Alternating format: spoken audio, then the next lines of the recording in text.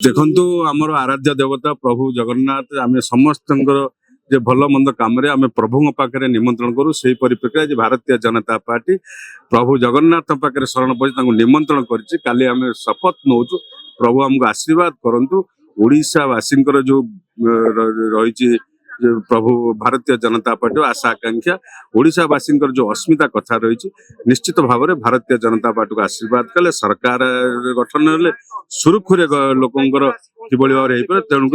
आम प्रभु पाखे आज आशीर्वाद देखु आमर आराध्य देवता प्रभु जगन्नाथ आम समस्त जे भल मंद कम आम प्रभु पाखे निमंत्रण करूँ से परिप्रेक्षी आज भारतीय जनता पार्टी प्रभु जगन्नाथ पाखे शरण पड़ी निमंत्रण करी आम शपथ नौ प्रभु आमको आशीर्वाद करंतु ओडिशावासी जो रही प्रभु भारतीय जनता पार्टी आशा आकांक्षा ओडिशावासी जो अस्मिता कथा रही निश्चित भाव में भारतीय जनता पार्टी को आशीर्वाद कले सरकार गठन हेले सुरुखुरे लोकंर किभली भाव में तेणुक आम प्रभु पाखे आज आशीर्वाद।